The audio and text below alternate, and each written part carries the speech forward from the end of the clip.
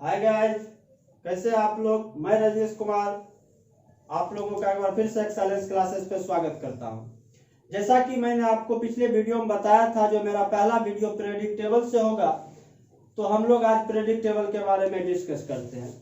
नए नए तत्वों का डिस्कवर आपको 17वीं से 18वीं शताब्दी में होना चालू हो गया। वहां से लेकर जब बहुत सारे तत्वों का डिस्कवर हुआ तो साइंटिस्टों के मन में पहला सवाल आया, जो इन तत्वों में एक एक करके अध्ययन अगर करें तो काफी समय लग जाएगा, क्यों नहीं इसे एक ग्रुप में सजाया जाए, कुछ ऐसा रिजल्ट निकाला जाए जो एक के अध्ययन पे हमें कम से कम 3 से 4 तत्वों का अध्ययन करने की आवश्यकता ना पड़े, जिसके गुण और प्रॉपर्टी जो है मान लीजिए उस तत्व के समान हो। तो नए नए तत्वों के डिस्कवर के बाद पहले तो हम कुछ तत्व देख ले जिनका डिस्कवर कैसे हुआ है। तो अगर देखें तो सोडियम, पोटासियम और कैल्शियम, इस तीन का डिस्कवर आपको 1807-1808 में महान वैज्ञानिक डेविसन ने कर दिया। उसके बाद आपके और सारे तत्व देख लेते हैं थोड़ा सा। लिथियम का डिस्कवर आपको 1817 ईस्वी में आर्मस्ट्रांग सर ने किए। क्लोरीन का डिस्कवर आपको 1764 के आसपास में सीले सर ने किए। और आपका ऐसे ही बहुत सारे तत्वों का धीरे धीरे डिस्कवर 17वीं से 18वीं शताब्दी में होने लगा। अब इन तत्वों के डिस्कवर के बाद सबसे बड़ा सवाल आया, जो इसको कैसे अरेंज किया जाए। तो सबसे पहले जर्मन के एक साइंटिस्ट है जिनके बारे में हम लोग पहले चर्चा करते हैं, जिनका नाम डॉबरेनर साहब है, जिनका जन्म 1780 ईस्वी में जर्मन में हुआ। अपने उम्र के 69 सालों तक इन्होंने केमिस्ट्री के क्षेत्र में ऐसा योगदान दिया है जिन्हें आज भुलाना किसी भी विद्यार्थी के या किसी भी साइंटिस्टों के मन में आ नहीं सकता है, जो कैसे इनकी बातों को भुलाया जा सके। तो डॉबरेनर साहब की बात हम लोग सबसे पहले करते हैं। सबसे पहले डॉबरेनर के बारे में देखते हैं।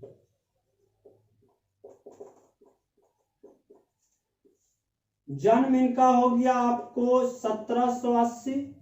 मात्र 69 साल की अवस्था में इन्होंने वो कर दिखाया जिनको आज हम लोग भली भांति देख रहे हैं। नहीं तो मान लीजिए बहुत सारे लोग आते हैं धरती पे, अभी 8 अरब लोग हैं, किसके किसके बारे में पढ़े हैं। ये एक जर्मन के साइंटिस्ट थे। इन्होंने क्या किया, अपने सजावट में 3-3 तत्वों का ग्रुप बनाया। कुल इन्होंने 3 तत्व का ही ग्रुप बना पाए, तो इसलिए इनकी वैल्यू सर्टिफिकेशन को उतना वैल्यू आजकल के साइंटिस्ट नहीं दे रहे हैं। लेकिन इस बात को कभी नहीं भूलना चाहिए, जो शुरुआत करने वाला यही व्यक्ति था। अगर शुरुआत ही नहीं होती तो उसका आज जो हम लोग स्टैंडर्ड फॉर्म पढ़ रहे हैं, मॉडर्न प्रेडिक्टेबल, तो वो कहां से आता। सबसे पहले शुरुआत करने के लिए भी जिगरा चाहिए, जो जिगरा इनके पास था। तो इन्होंने क्या किया, आपको लिथियम, सोडियम, पोटासियम पहला ग्रुप लिया। दूसरा ग्रुप इन्होंने क्या किया, कैल्शियम, स्ट्रांटियम और बेरियम। पहले मैं लिख लेता हूं, उसके बाद देखते हैं। और तीसरा ग्रुप इन्होंने लिया क्लोरीन, ब्रोमीन और आयोडीन का। क्लोरीन, ब्रोमीन और आयोडीन का। इस 3 ग्रुप में उन्होंने क्या किया, बोला जो हम बच्चे जो है ना मैथ में बहुत ही सच्चे होते हैं, बहुत स्ट्रांग होता है बच्चे का मैथ। अगर कोई भी सब्जेक्ट ना भी पढ़े तो मैथ घर पे भी प्रेशर रहता है बचपन से, जो मैथ पढ़ो मैथ पढ़ो। तो इन्होंने क्या किया, मैथ वाला कॉन्सेप्ट उठा लिए। बोले जो हम इस 2 का एवरेज निकालेंगे और बीच वाले तत्व पे पहुंचेंगे। एवरेज निकालते हैं, 2 नंबर है तो बाय 2 करते, ये तो आप लोग अच्छी तरीके से जानते हैं। इन्होंने क्या किया, अब इस पे बोला कैसे, तो बोला बढ़ते हुए एटॉमिक वेट पे, बढ़ते हुए परमाणु द्रव्यमान पे। परमाणु द्रव्यमान के बढ़ते हुए क्रम पे हम सजाएंगे इसको। सब बोला ठीक है डॉबरेनर साहब, आइए क्या करना चाहते हैं। बोला देखिए सोडियम, इसको थोड़ा सा इरेज कर रहे हैं, फिर से आप लोग को रिपीट लिखाएंगे।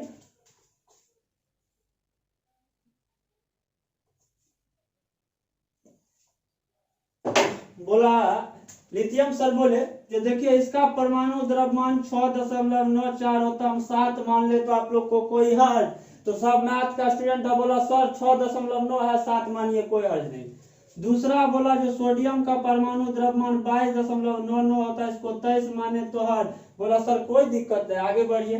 अगला बोले 39.1 है, इसको 39 माने तो हर्ज, बोला नहीं आगे बढ़िए सर। अब इन्होंने क्या किया, इस लिथियम और पोटासियम के परमाणु द्रव्यमान को जोड़ के बाय 2 से किया, 39,746/2 बराबर 23, जो आपको सोडियम का परमाणु द्रव्यमान है। बहुत सुंदर, एक क्लैपिंग हो गया, डॉबरेनर साहब ने एक सेटिस्फाइड चीज दे दी। सभी साइंटिस्टों के मन में प्रश्न आ गया, वाह डॉबरेनर साहब का रूल्स सेटिस्फाइड हो गया। बोला ठीक, आगे बढ़िए डॉबरेनर साहब। आगे बढ़ते हुए डॉबरेनर साहब ने अपने दूसरे ट्राइड, ये 3 तत्वों का जो समूह लेते थे डॉबरेनर सर, उसे ट्राइड्स बोलते थे, ट्राइड्स बोलते थे। दूसरे ट्राइड्स की ओर डॉबरेनर साहब मूव किए। थोड़ा सा ऊपर में मिटाते हैं क्योंकि इधर का मिटा रहे हैं।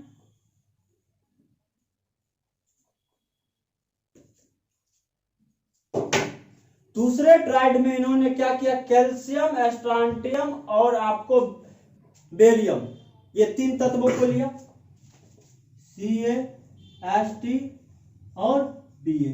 Ca का परमाणु द्रव्यमान 40, Ba का आपको परमाणु द्रव्यमान 88.7 और इसका परमाणु द्रव्यमान 137.1। अब इस पर जिन्होंने इसको सजाया तो फिर से वही पुरानी वाली बात, 140 प्लस 137.1/2 177.1/2 काट के देखिए, 8 दूनी 16, 8 दूनी 16, 8 दूनी 16, 1 7 8 5 1 51 लगभग में मान लीजिए, जो 5 के अप्रोक्स। बोला ठीक है, थोड़ा सा पॉइंट का और फिर है काम चलेगा।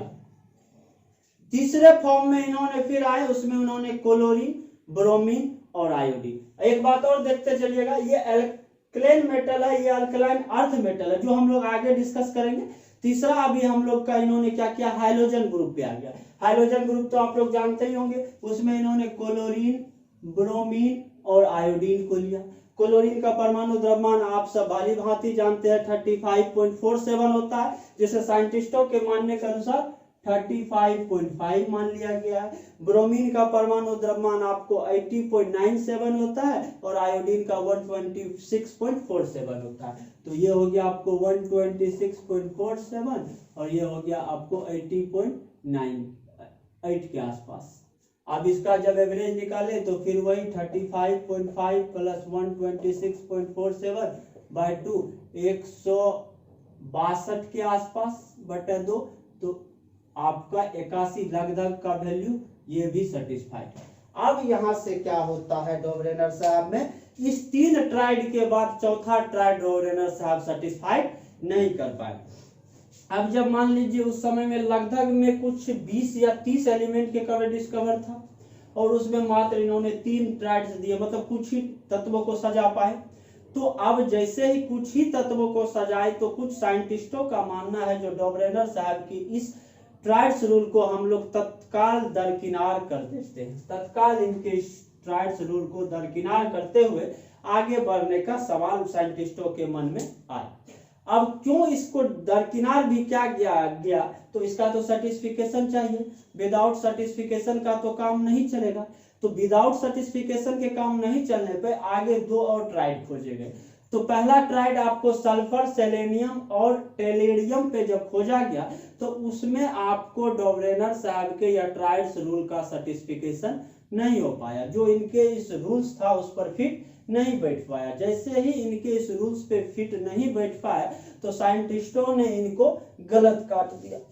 दूसरा बात, इन्होंने कुछ ही तत्व को सजाया। ये 2 अवगुणों के साथ डॉबरेनर साहब की इस मॉडर्न प्रेडिक्टेबल को हम लोग उतना वेटेज नहीं दे पाए। लेकिन सबसे खास बात जो है, इन्होंने हम लोग को कैटलिस्ट टर्म वहीं समझा दिए। जो कैटलिस्ट टर्म हम लोग आज बहुत सारे रिएक्शन में उपयोग करते हैं, तो इन्होंने ही सबसे पहले आपको प्लेटिनम नामक कैटलिस्ट के बारे में समझाएं। अगर कैटलिस्ट पूछे तब डॉबरेनर साहब, अगर प्लेटिनम एक धातु या तत्व के रूप में पूछे तब इसका खोज डी उला ने किया। जब इनको किसी एलिमेंट के रूप में समझे तब इसका खोज डी उला ने किया। लेकिन जब कैटलिस्ट के फॉर्म में समझे, जब कैटलिस्ट की फॉर्म में बात किया जाए तब इनका खोज जो आपको डॉबरेनर सर ने किया, लेकिन जब एक तत्व की बात के रूप में किया जाए तब इसका खोज डी उला ने किया। अब प्लेटिनम, इस प्लेटिनम को हम लोग सफेद सोना कहते हैं, जो आज तक कई बार कंपटीशन में आया है और आप लोग भली भांति जानते हैं। और इसको सफेड सोना के साथ साथ एडम तत्व भी कहा जाता है, मतलब एडम एलिमेंट भी कहा जाता है। क्योंकि ये जो एडम क्यों कहा गया, क्योंकि डी यूला सर जो थे, इनके एक बेस्ट फ्रेंड का नाम था एडम, जिन्होंने इनको तत्व के रूप में खोजने में काफी मदद किया।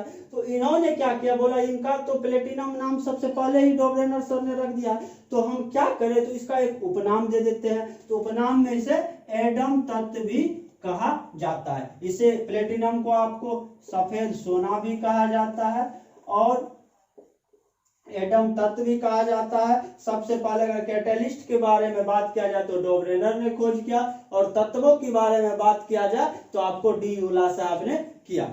तो डॉबरेनर पीरियोडिक टेबल्स पे आपको जो क्वेश्चन आजकल आ रहे हैं, वो पहला क्वेश्चन आपको यूं पूछता है, जो सबसे पहले पीरियोडिक टेबल को सजाने का कार्य किसने किया, तो ये आंसर क्या हो जाएगा आपको, डॉबरेनर सर ने। दूसरा क्वेश्चन आपको आता है, जो डॉबरेनर सर ने किस आधार पे तत्वों को सजाने का कार्य किया। अगर वहां पे ऑप्शन रहेगा आपको परमाणु संख्या, परमाणु द्रव्यमान, इलेक्ट्रॉनों के नंबर पे, प्रोटॉनों के नंबर पे, तो उस संदर्भ में इनका आंसर होगा परमाणु द्रव्यमान के बढ़ते हुए क्रम, मतलब increasing order of atomic weight. तीसरा आता है, जो इन्होंने किस रूल्स का प्रतिपादन किया, तो इनका जो रूल्स है वो है डॉबरेनर का ट्राइड्स रूल।